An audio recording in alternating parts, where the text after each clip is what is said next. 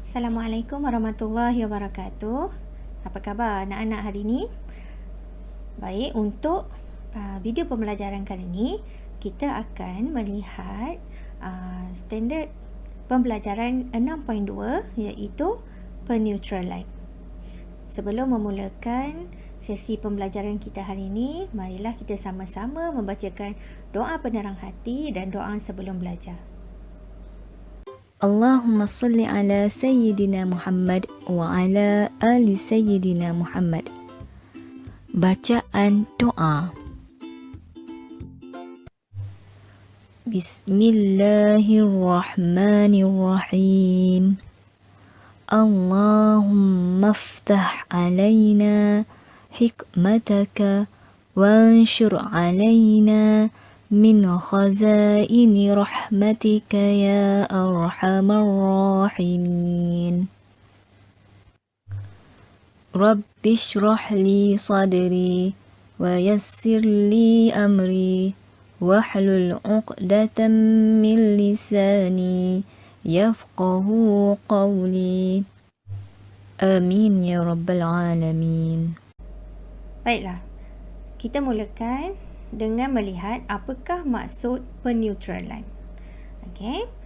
Peneutralan adalah tindak balas antara asid dengan alkali yang akan menghasilkan garam dan air. Semasa peneutralan, asid hilang sifat asidnya dan alkali akan hilang sifat alkalinya. Kaedah yang digunakan untuk menjalankan tindak balas ini disebut sebagai pentitratan. Sebelum kita tengok bagaimana eksperimen pentitratan dilakukan, cikgu nak terang dulu macam mana tindak balas asid dan alkali ini berlaku. Seperti yang cikgu cakap tadi, asid dan alkali akan menghasilkan garam dan air. Baik, asid yang biasa kita gunakan dalam eksperimen adalah asid kuat. Kita guna asid kuat. Ada 3 jenis asid kuat, iaitu asid yang biasa kita gunakan adalah asid hidroklorik, asid sulfurik, dan asid nitrik. Alkali pula. Macam mana kita nak kenal alkali? Alkali biasanya namanya di belakang ada perkataan hidroksida. Contohnya natrium hidroksida. Kalium hidroksida. Ataupun magnesium hidroksida. Ini adalah contoh-contoh alkali. Untuk nak menghasilkan nama garam, dia ada sedikit trik untuk memudahkan awak faham. Kalau asid hidroklorik, kita guna asid hidroklorik, awak hanya tukar nama di belakang nama di belakang nanti awak tukar kepada klorida. Untuk sulfurik kita tukar kepada sulfida, dan asid nitrik kita tukar kepada nitrat. Contoh. Kita guna pen yang pelbagai warna. Contoh. Asid hidroklorik tambah natrium hidroksida.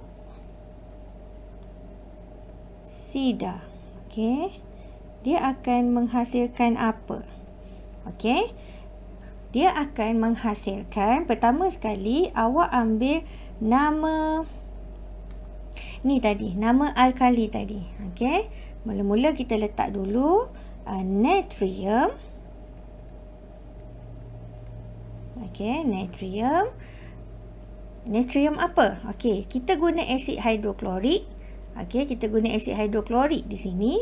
Okey, jadi sebab kita guna hidroklorik kat sini, jadi natrium klorida. Okey, klorida. Okey. Dan di belakangnya samalah. Okey, tambah air. Okey. Yang cikgu tulis dengan pen warna hitam tu benda yang sama je. Okey. Contoh kedua. Kita letak dulu tambah anak panah tambah air. Sebab benda ni sama. Okey, katakanlah kita guna asid sulfurik. Okey. Asid sulfurik. Okey. Tambah alkali kita ialah katalah natrium hidroksida juga. Cikgu ambil yang sama. Okey, natrium hidroksida. Okey, kita akan dapat natrium. Natrium sama. Okey, ambil alkali dulu. Natrium. Okey, untuk di belakangnya, nama belakangnya, sebab kita guna sulfurik. Okey, bila sulfurik kita akan guna sulfida. Jadi natrium sulfida. Okey. Alright, kita tengok contoh ketiga pula menggunakan asid nitrik. Okey, di bawah masih sama. Okey, menghasilkan air. Okey, cuma nak tulis tindak balas dia. Okey, kita tulis dulu asid. Okey, sekarang kita nak guna asid nitrik. Okey, tambah. Okey, cikgu tukarlah. Kita guna kalium hidroksida pula. Okey, kalium hidroksida. Okey, dia akan menghasilkan kalium. Okey, kalium. Sebab asid nitrik, jadi kalium nitrat. Okey, sebab nitrit kita akan tukar pada nitrat. Baik, mari sama-sama kita saksikan demonstrasi eksperimen pentitratan yang akan dilakukan oleh Cikgu Iliani. Okey, tengok eksperimen itu dengan baik, bagaimana eksperimen itu dijalankan dan apakah pemerhati yang dapat kita lihat. Okey, selamat menonton. Assalamualaikum dan selamat sejahtera. Hai semua. Okey, jadi hari ini saya nak demonstrasi eksperimen peneutralan. Okey, sebelum ni kita dah tahu, kita dah belajar yang peneutralan berlaku apabila asid bertindak balas dengan alkali. Okey, tetapi tahukah awak kita tidak boleh campurkan sebarang isi padu asid terus campur dengan sebarang isi padu alkali terus dia jadi neutral, tak? Okey, sebab kalau dia terlebih atau terkurang dia masih lagi dalam larutan tu larutan alkali ataupun larutan asid. Jadi peneutralan tu dia hanya berlaku pada satu titik sahaja. Okey. Jadi hari ini saya nak tunjukkan, sekiranya kita dah tahu isi padu alkali ni, kita dah letak siap-siap, berapa isi padu asid yang diperlukan untuk neutralkan alkali ni. Okey. So, radas yang kita gunakan ialah burette, kaki retort, corong turas, jubin putih, lalang kun, bika, air suling. Kita gunakan alkali jenis larutan natrium hidroksida dan asid hidroklorik. Untuk menunjukkan perubahan warna, saya akan buat eksperimen ini 2 kali. Yang pertama, saya akan gunakan penunjuk phenolphthalein seperti dalam buku teks. Yang kedua, saya tunjukkan menggunakan penunjuk semester. Okey, pertama sekali kita isikan burette dengan asid. Kenapa? Burette ni lebih sesuai diisi asid bukannya alkali, kan? Okay, sebab alkali ni dia asalnya pablo. Okay, kita larutkan dalam air suling, kemudian dia jadi larut alkali. Jadi kalau kita tak basuh dengan bersih, kita kuatir yang burette ni dia akan tersumbat.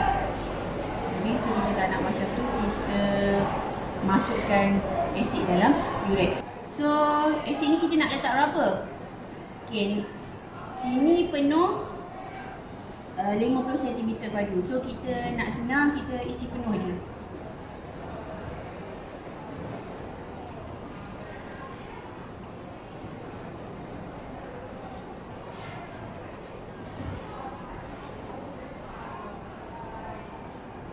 Okey.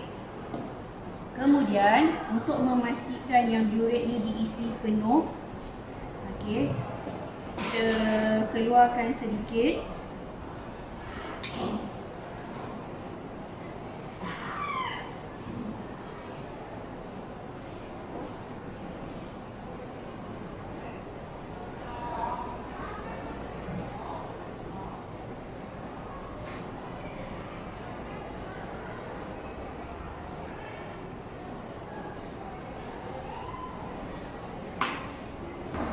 Okey, saya dah isikan burette ni dengan penuh. Okey, perhatikan berapa bacaan awalnya.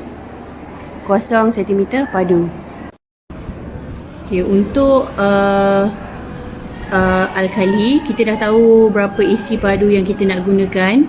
Okey, iaitu kita perlukan 25 cm padu larutan natrium hidroksida. So, kita dah sukat dan kita tuangkan ke dalam kelalangkun.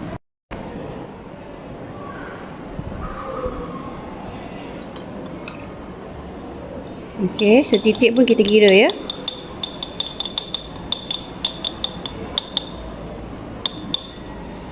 Okey, kemudian kita titiskan.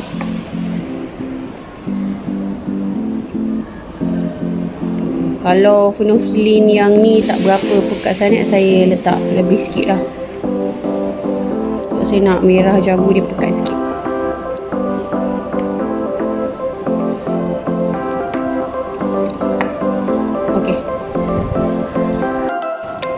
Kemudian titiskan burette sedikit demi sedikit, okey, sambil menggoncangkannya.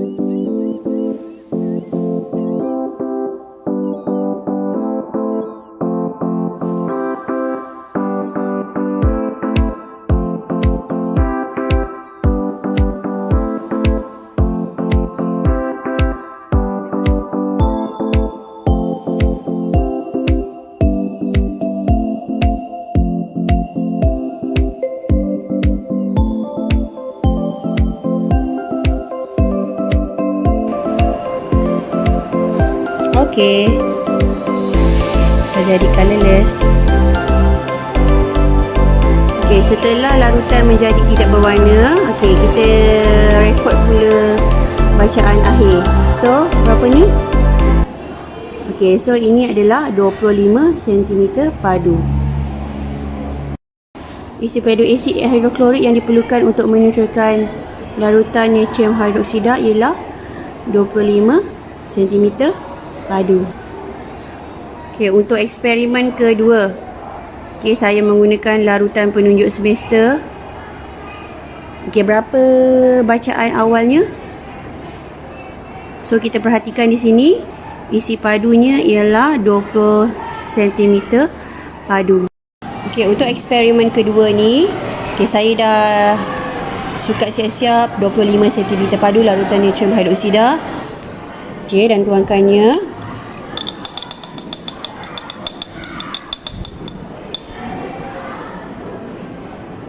Okay, kemudian kita titiskan larutan penunjuk semester. Okay, dalam alkali, larutan penunjuk semester ni secara teorinya warna biru. Tapi kadang-kadang boleh jadi warna ungu juga. Dia kira dalam range biru ungu macam tu lah.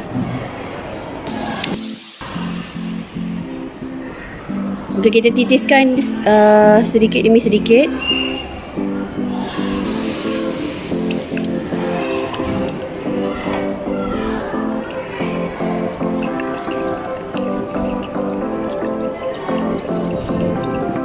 Okey, saya lajukan sedikit.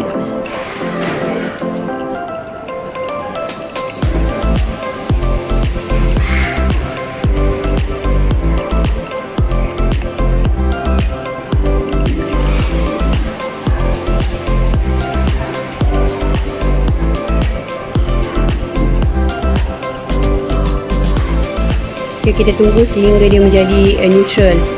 Okey, warna hijau. Terus kita stop.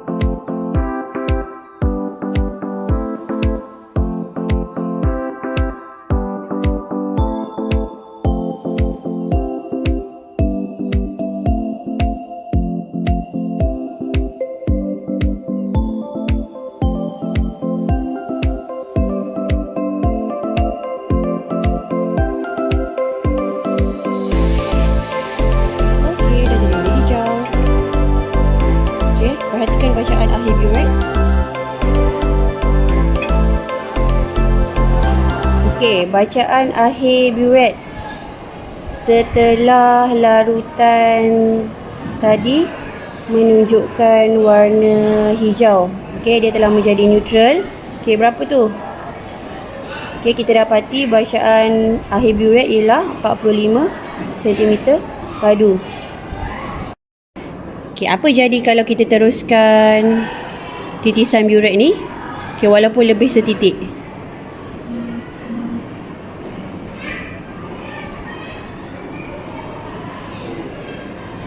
Okay.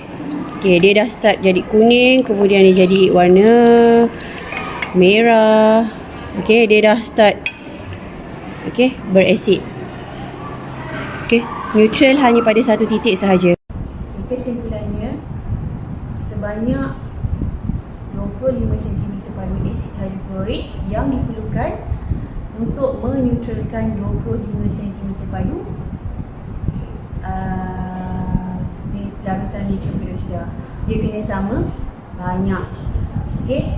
Jadi kita gunakan dua jenis penunjuk. Pertama, larutan phenolphthalein.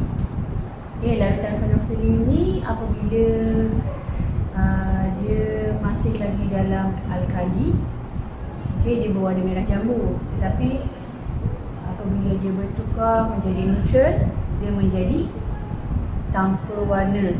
Okay, kemudian saya tunjukkan pula apa jadi jika menggunakan penunjuk semester. Okay, alkali dia akan berwarna biru. Okay, tetapi jika dia bertukar menjadi neutral, dia akan menjadi warna hijau. Tetapi sekiranya kita terlebih titisan asid tadi, dia akan terus menjadi asid, okay, yang berwarna merah.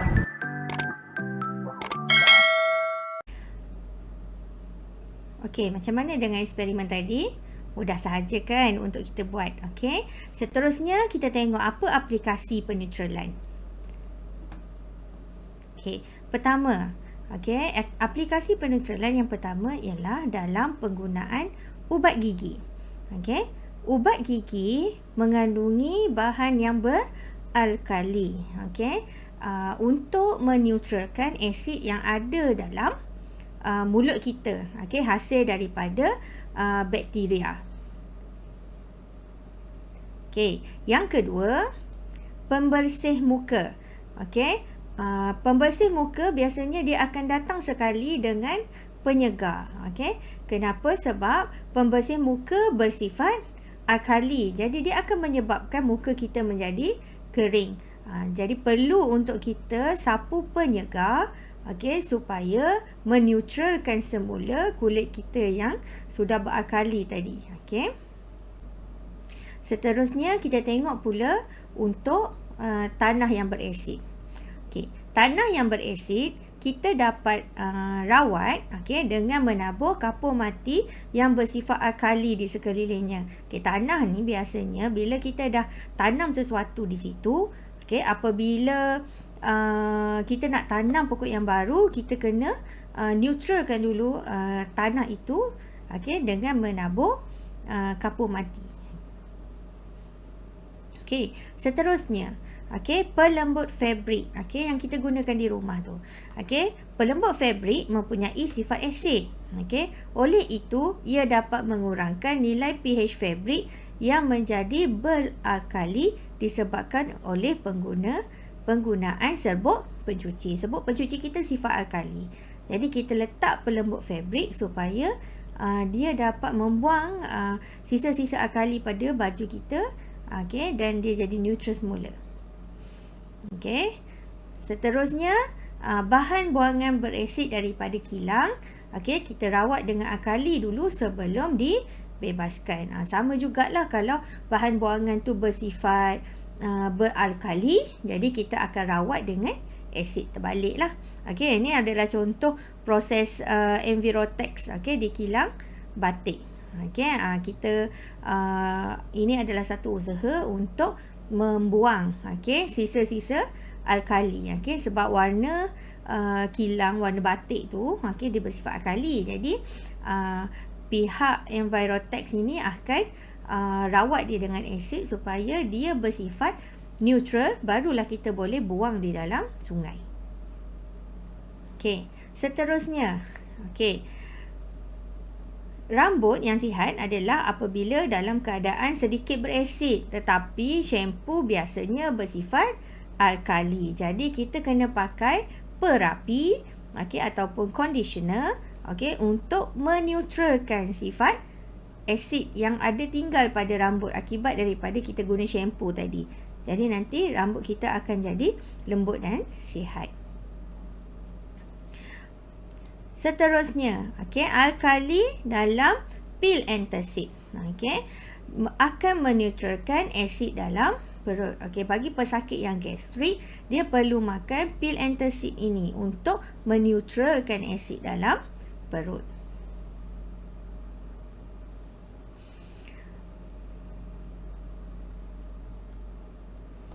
Okey. Seterusnya, asid lemah seperti cuka, okey, dapat meneutralkan sengatan tebuan yang bersifat alkali. Jadi bagi siapa yang terkena sengatan tebuan, okey, bolehlah kita lalukan dulu dengan cuka sebelum kita pergi ke hospital lah. Okey.